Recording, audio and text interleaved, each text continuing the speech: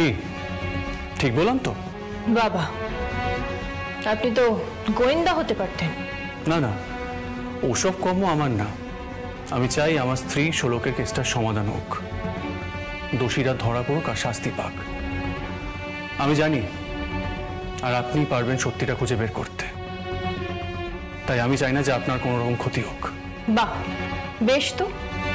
এই তো বললেন কেমন আছে সেটা জানতে এসছেন, আর কোনো উদ্দেশ্য নেই। এখন আবার অন্য কথা বলছেন?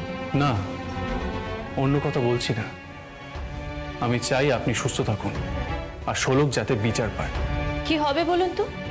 উনি তো আর বেঁচে নেই যে নিজের হাতে দোষীদের শাস্তি দেবেন।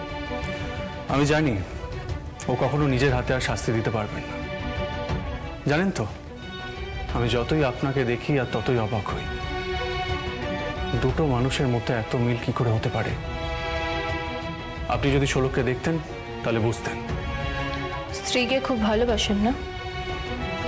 কতটা ভালোবাসি সেটা কখনো মুখে বলতে পারিনি, কিন্তু এখন বুঝতে পারছি কতটা মিস করছি আমি শোলককে। জানেন তো, আপনার মতোই ছিল, বউ এক, শুধু পোশাকটা আলাদা।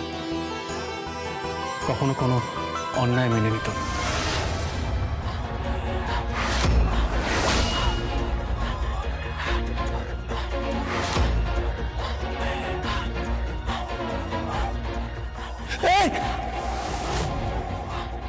দেখি কে শাড়ি নিয়ে যায় এখান থেকে। একটা শাড়ি থেকে একটা সুতো কে নিয়ে যায় আমি শুধু দেখি। আমাদের হাত শুধু নকশা তোলে না, বদনও বিগড়ে দিতে পারে।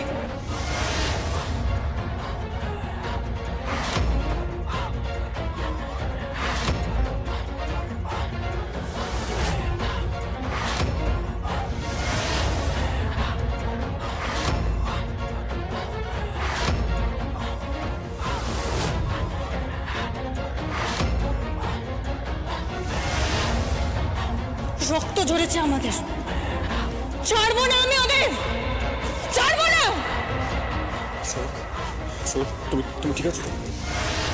জানেন, কখনো অন্যায়ের পাশে দাঁড়ায়নি। নিজের বাবা অন্যায় করেছে তাও কখনো প্রশ্রয় দেয়নি। আপনার মতো, একদম আপনার মতো অন্যায়ের বিরুদ্ধে কথা বলতো, ঠিক আপনি যেমন বলেন। খুব মিল আপনার সাথে, শুধু একটা ব্যাপারে মিল নেই। কোন ব্যাপারে? স্বভাবে। আপনি বড় কর্কশ, কথা কোনো মিষ্টতা নেই, কোনো ইমোশন নেই। শোলক কিন্তু এরকম ছিল না, খুব হাসি খুশি থাকতো। জানেন, খুব ভালো নাচ করতো।